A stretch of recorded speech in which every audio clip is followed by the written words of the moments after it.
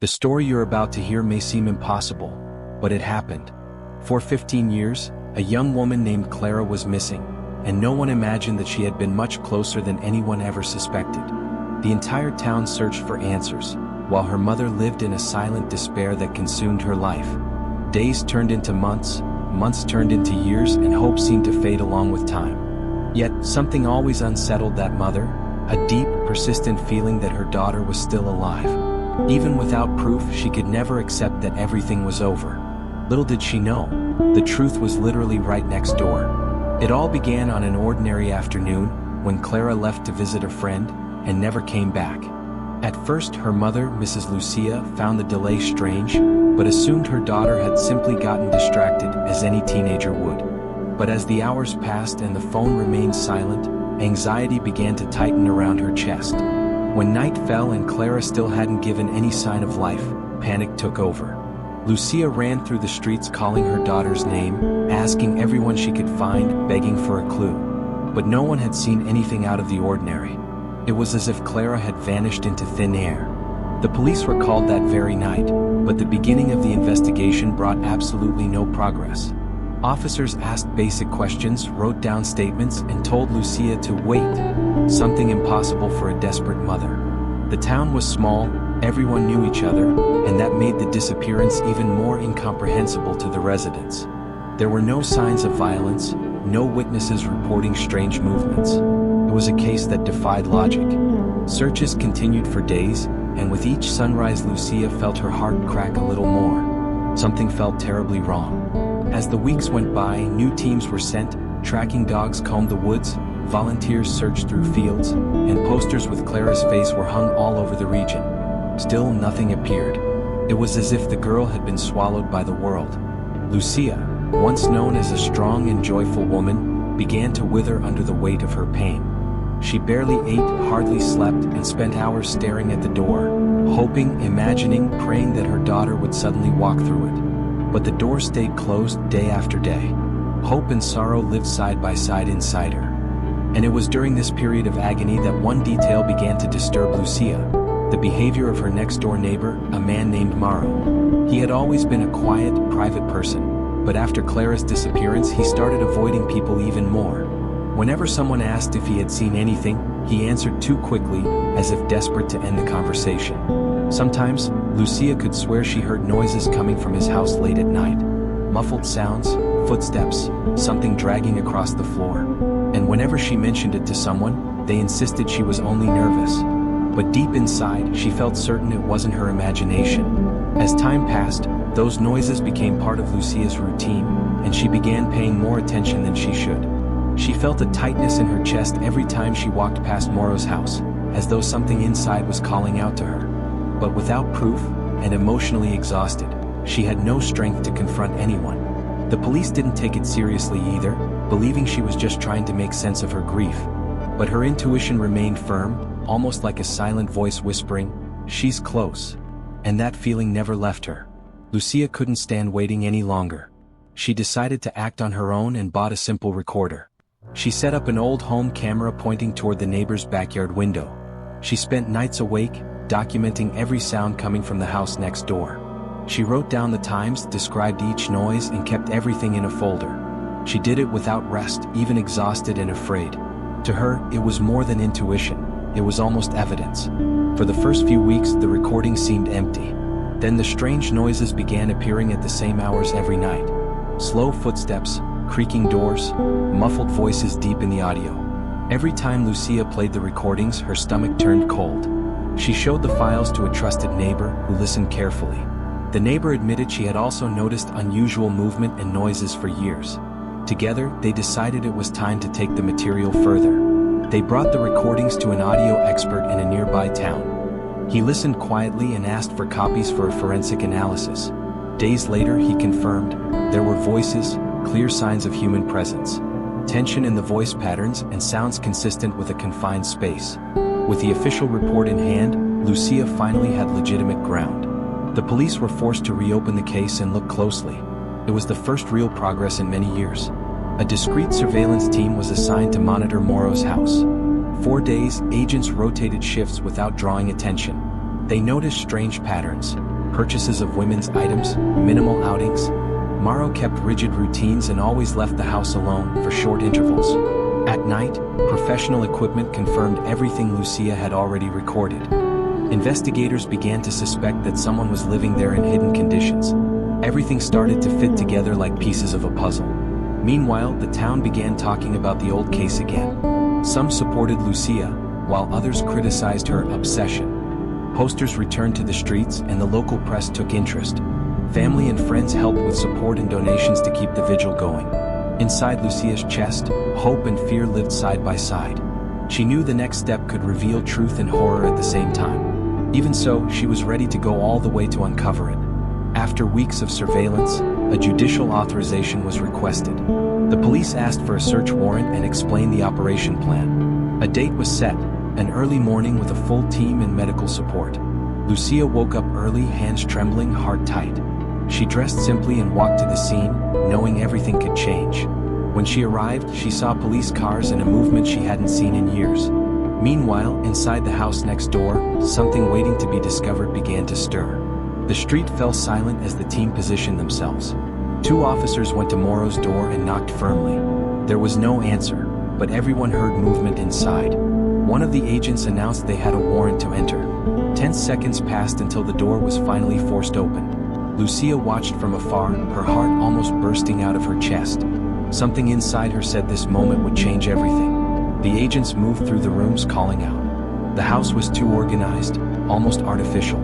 There were internal padlocks on doors that made no sense. When they opened the back door, they found a narrow passage. It looked like an improvised corridor hidden behind a wardrobe. The stench of mold and stale air hit the team immediately. Lucia covered her mouth as she realized what that meant. The corridor led to a dark, windowless room. An agent switched on a flashlight and called the others. In the corner was an improvised bed with old blankets. A small table with notebooks and empty water bottles. From the scattered objects, someone had clearly lived there. The mix of abandonment and recent presence was unmistakable. Tension rose when they noticed scratch marks on the wall. Suddenly they heard a noise from the ceiling. A faint dragging, like footsteps trying to move away. The team leader pointed to a ladder leading to the attic. They climbed carefully, each step creaking like a warning. Lucia stayed at the bottom of the stairs, unable to move. Her body trembled, but she couldn't look away. She knew that everything she had searched for over 15 years might be right there. In the attic, the air was heavier, warmer. The flashlight revealed old boxes and objects covered in dust. But something stood out, a cabinet locked with a chain. The agents approached and announced they were going to open it. There was the sound of fast, panicked breathing coming from inside. There was no denying it, someone was in there hiding. The silence among the team was pure shock and anticipation. With a firm blow, the chain snapped. The cabinet opened slowly, revealing a curled-up figure. Long hair, a thin body, eyes frightened by the sudden light. She lifted her head and locked eyes with Lucia. Seconds felt like hours as everyone watched in disbelief. The woman opened her mouth to speak, but no sound came out. Lucia recognized her instantly, even after 15 years. Lucia climbed the last steps, barely feeling her legs. The officers stepped aside to let her approach. The woman inside the cabinet looked confused but recognized her name. She whispered, "Lucia," in a faint voice as if waking from a long nightmare. Tears fell from Lucia's eyes without her even noticing. 15 years of pain, doubt, and hope were standing right in front of her. It was the confirmation of everything she had always felt deep in her heart. The medical team approached carefully to assess the woman. She was weak, dehydrated, and terrified by all the movement. She seemed to be protecting something with her arms, as if afraid she'd be taken away. When they tried to touch her, she recoiled and looked toward the door. Lucia realized she wasn't afraid of the police. She was afraid of someone else, someone very familiar. The silence broke with a quiet question. "Is he here?" That single question changed the entire mood in the attic. The officers understood Morrow might be closer than they thought. They rushed downstairs and began searching the entire house. Backup was called, and the area around the residence was secured. Lucia descended with the medical team while they tried to calm the woman. She wouldn't let go of Lucia's hand, as if she depended on it to breathe. It was as if all those years of darkness were dissolving right there. In the backyard, they found signs of a recently used door. Fresh footprints indicated someone had fled just minutes earlier. The police began an immediate search around the house. Frightened neighbors started coming out and watching from a distance. The woman trembled whenever she heard male voices outside. Lucia asked them to place her inside the ambulance to keep her safe. There, finally, she seemed to breathe with a little less fear. While the woman received the first medical care, she tried to speak again. Her voice faltered, as if each word cost immense effort. She said she had been deceived, that she thought she would stay there only for a short time. But when she tried to leave, Morrow threatened her and locked everything up. She explained that she spent days without seeing sunlight, and weeks without hearing another voice. She said she tried to make noise, but he always arrived before anyone else could hear. Her greatest fear was that no one would ever believe her. Lucia held her hand and promised that none of it would ever happen again. She told her she was safe now, that it was all over. But deep down, Lucia knew a part of the story was still missing. She still needed to understand how all of that had happened for so many years without anyone noticing. She needed to know where Morrow was and why he had done all of it. And most of all, she needed to know what else her daughter had endured in the dark. Because, from the expression on her face, there were still truths no one could imagine. The ambulance began moving toward the nearest hospital. Lucia went along, holding her daughter's hand as if afraid of losing her again. The doctors asked gentle questions, trying to understand her physical condition. She responded little, always looking cautiously toward the windows. She seemed convinced that Morrow could appear at any moment. Lucia tried to reassure her, repeating that she was protected now. With each passing kilometer, a sense of relief slowly grew. At the hospital, the staff prepared an isolated area to receive her. The woman was examined carefully while Lucia waited outside. Minutes felt like hours as she replayed everything she had seen. The police arrived to take a preliminary statement. Lucia recounted every detail, from her intuition to the operation in the attic. The officers said Morrow was still being searched for in the area, but they assured her he couldn't have gone far in the condition he fled. When they finally allowed Lucia to enter the room, Clara gave a faint smile. It was the first time she showed anything other than fear. She apologized for not being able to come home. Lucia approached and told her none of it was her fault. 15 years of absence were replaced by a silent reunion. They held each other in a way that seemed to reclaim lost time. It felt as if life was beginning again for both of them. The doctors explained that she would need long-term treatment, both physical and emotional, after everything she had endured in captivity. Lucia's presence helped keep her calm through the difficult moments. As days passed, she began to remember more details. She told how Morrow manipulated her trust before he imprisoned her. And as she tried to ask for help, no one heard her beyond those walls. Each new revelation made the magnitude of the hidden tragedy clearer. The entire town mobilized once the news spread. Many people apologized to Lucia for not believing her. Others offered help, donations, and support for her daughter's recovery. The police continued the search until they finally located Morrow a few days later. He was arrested on a rural road trying to flee to another state. Now he would answer for every crime he committed over the years. For the first time, justice felt possible, finally within reach. With time, Clara began to sleep without fear and speak with more clarity. Lucia visited her every single day, staying by her side throughout her treatment. Neither of them knew exactly how to move forward, but they were together. And that was more than either could have imagined not long before. After 15 years missing, she had finally been found.